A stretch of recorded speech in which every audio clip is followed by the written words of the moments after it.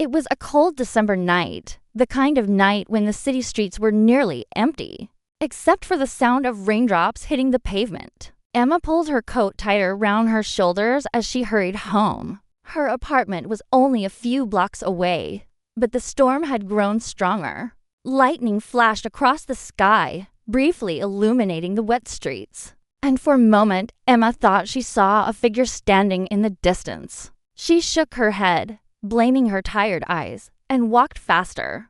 But then there it was again, a tall silhouette, standing completely still at the corner, as if waiting. Emma's heart quickened. She told herself not to panic. Maybe it was just another pedestrian waiting for the rain to pass. Still, something about the figure's stillness unnerved her. Just as she was about to cross the street, a gust of wind tore the umbrella from her hands, leaving her exposed to the downpour. She gasped, fumbling, but before she could retrieve it, the shadowed figure stepped forward. Without saying a word, the stranger extended his own umbrella toward her. His face was partially hidden by the hood of his dark coat, but his voice, low and calm, carried through the storm. "You shouldn't walk alone in this weather. Let me walk you home."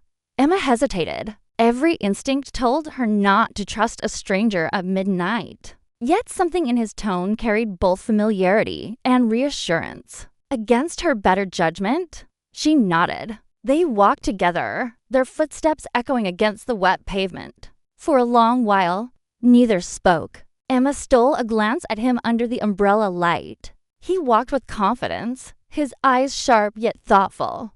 Finally, she broke the silence. Do I know you?"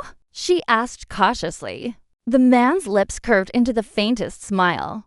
"Not in the way you think," he replied, leaving her more confused than before. The rain softened as they reached her building. Emma turned to thank him, but before she could, he said something that froze her heart.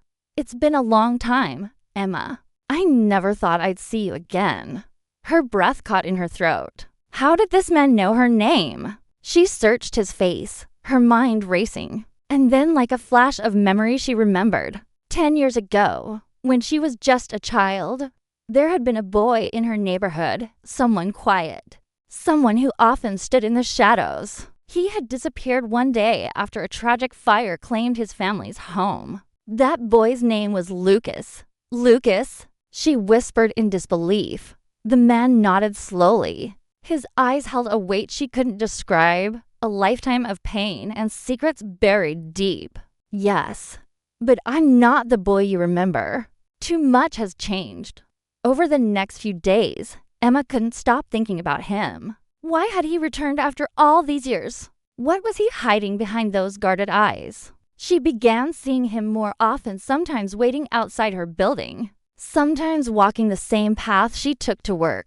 At first, she thought it was a coincidence. But soon, she realized at WASN single quotes T.1 evening, she confronted him. "Why are you following me?" she demanded, her voice trembling.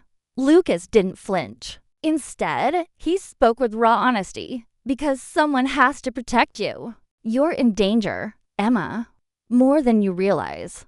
Her world tilted. Danger? From who? From what? Lucas refused to give details, but his presence in her life became both a comfort and a source of fear. Emma found herself torn between the instinct to push him away and the strange sense of safety she felt whenever he was near.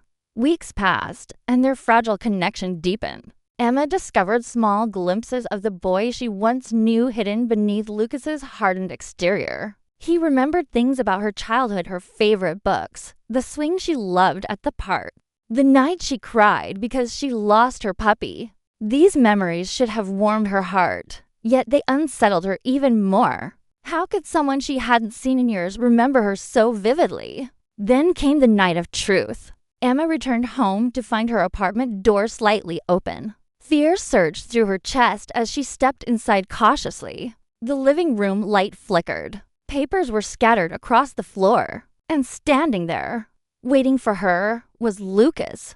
"What are you doing in my apartment?" Emma demanded, fear and anger colliding in her voice. Lucas held up a small envelope. I had to find this before they did. Emma's hands shook as she took the envelope.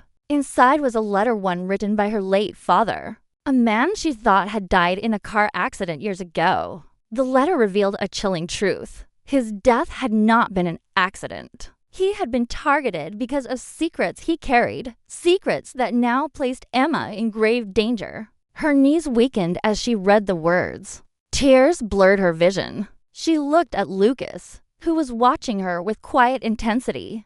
"How do you know about this?" she whispered. Lucas lowered his gaze. "Because your father saved my life in that fire years ago. He pulled me out when no one else did. He told me if anything ever happened to him, I had to protect you. That's why I came back. That's why I can't leave." The truth hit Emma like a storm. All this time, Lucas hadn't just been a shadow from her past. He had been her silent guardian, bound by a promise made in the ashes of tragedy. From that night on, everything changed. Emma's once ordinary life spiraled into a web of hidden enemies, dark conspiracies, and a fragile love she wasn't sure she could trust. Lucas fought to shield her, but with every battle they faced, Emma wondered, was he protecting her? Or was he hiding something even darker? The closer they grew, the heavier the conflict became. Emma's heart longed for the boy who had returned to her, but her mind warned her of the secrets he still kept. She lived in constant suspense, never knowing if the next day would bring safety or betrayal. And so, Emma's story became one of love and danger, of trust and fear, of two souls bound by fate yet torn apart by secrets. Whether their love would survive the shadows, only time would tell.